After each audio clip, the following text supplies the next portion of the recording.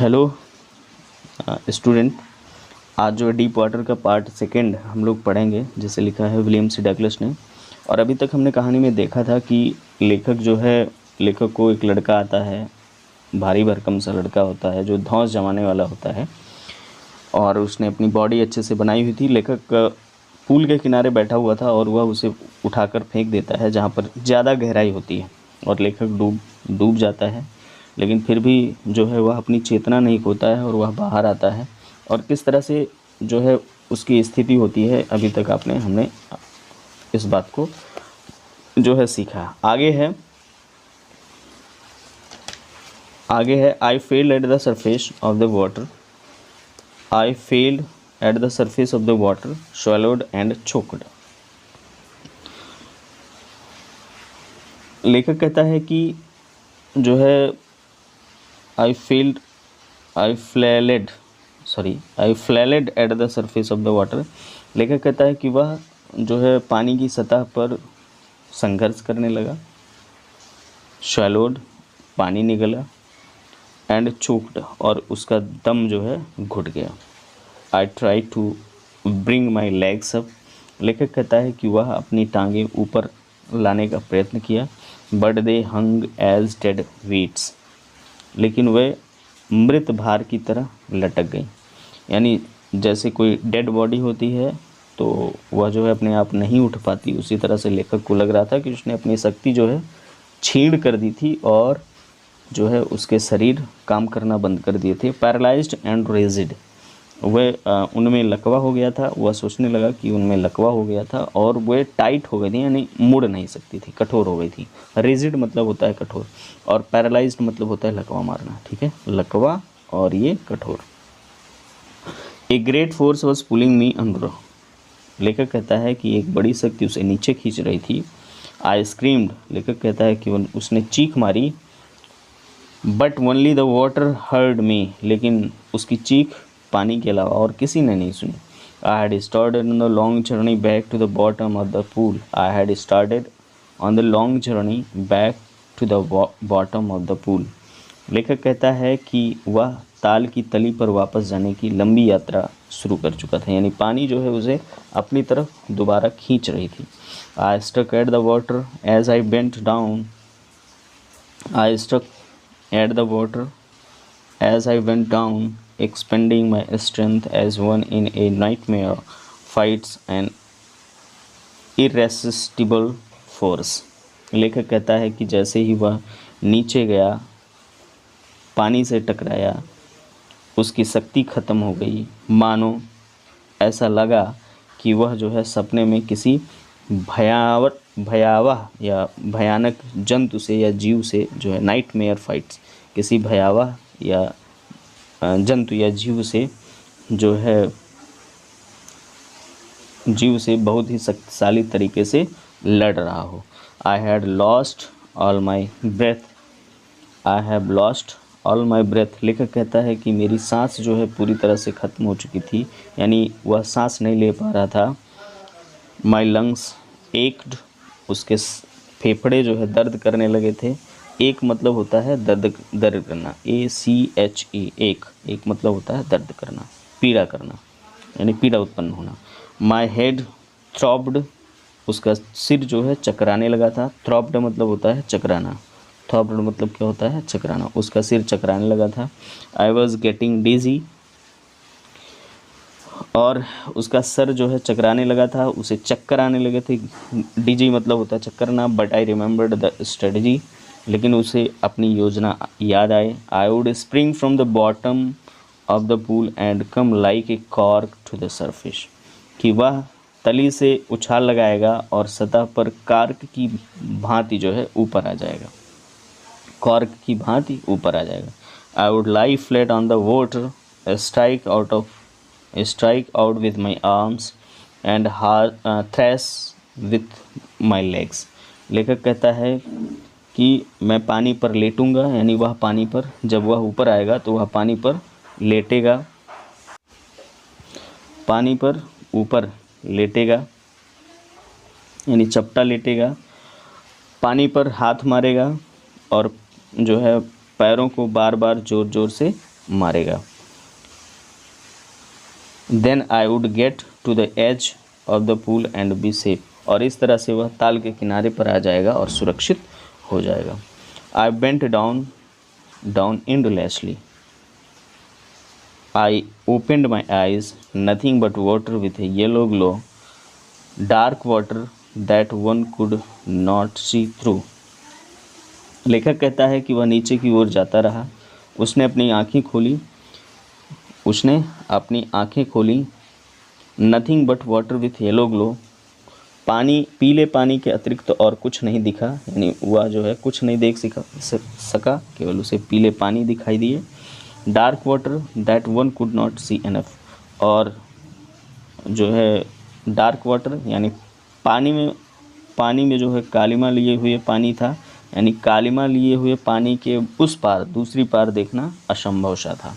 And then sheer stark terror seized me. लेखक कहता है उसके पश्चात मात्र आतंक ने उसे जकड़ लिया था। शीयर मतलब केवल, कुछ नहीं, ठीक है। शीयर मतलब केवल या कुछ नहीं, मात्र। उसका डर केवल क्या था, किसने जकड़ रखा था? जो आतंक था, डर था किसका? पानी का, यानी पानी के डर ने उसे जकड़ रखा था। Terror that knows no understanding, ठीक है। ऐसा आतंक जो समझ से परे है, नो अंडरस्टैंडिंग, जिसको समझना कठिन हो। Terror that knows no control, यानी ऐसा आतंक जो नियंत्रण से बाहर हो। Terror that no one can understand who has not experienced it, आतंक जिसको कोई नहीं समझ सकता और जिसने कभी इस आतंक का अनुभव भी न किया हो, ऐसा आतंक। यानी किस प्रकार का पानी का आतंक था? ऐसा आतंक जो अनकंट्रोल्ड हो, जो नियंत्रण में ना हो, ऐसा आतंक जो है जिसकी अंडरस्टैंडिंग ना हो, यानी जो समझ से परे हो, ठीक है। ऐसा आतंक जो है किसी के लिए भी एक्सपीरियंस ना हो, यानी जिसने कभी भी इस प्रकार के आतंक का अनुभव ना किया हो।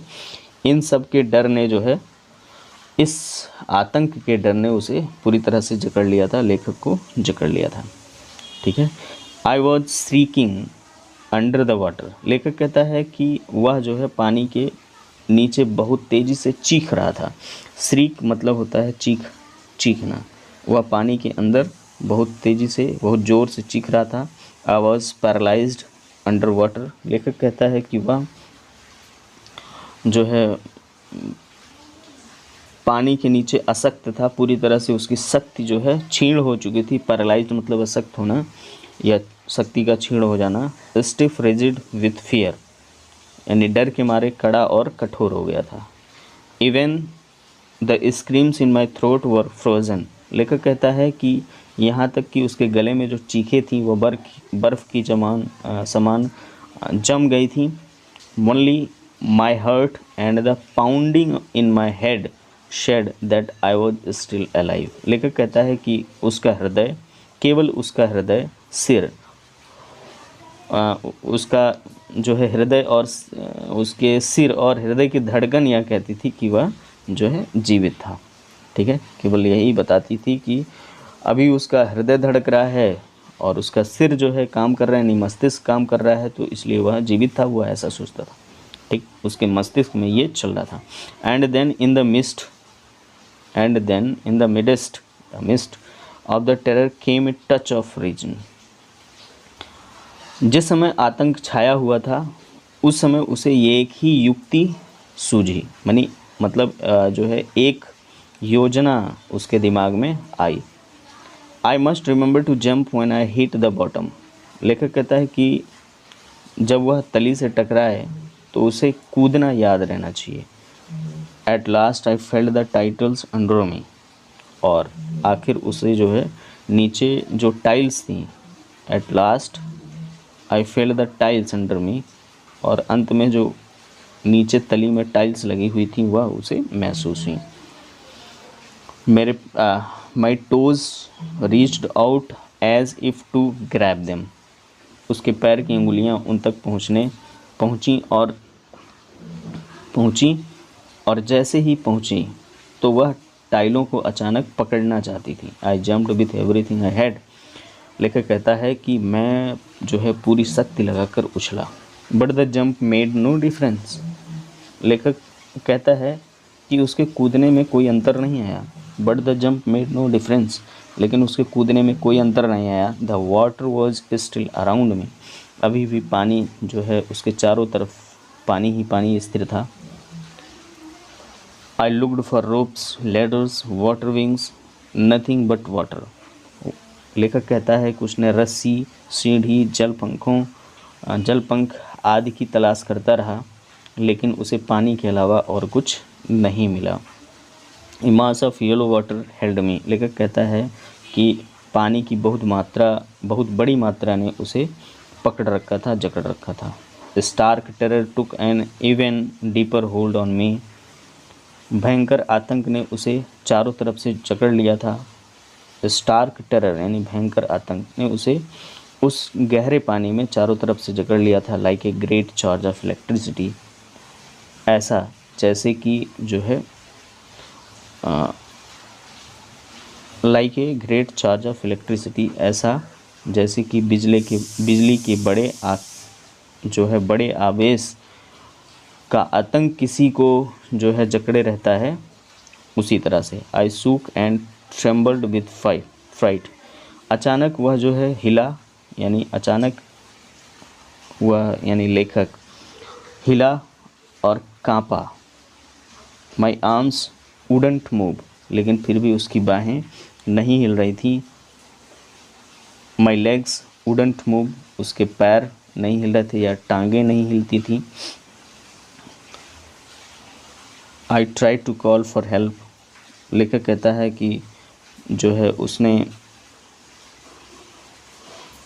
अपनी माता को, टू कॉल फॉर मदर, उसने अपनी माता को सहायता या माता की सहायता प्राप्त करने के लिए संदेश भेजने का प्रयत्न किया, माँ को बुलाने का प्रयत्न किया।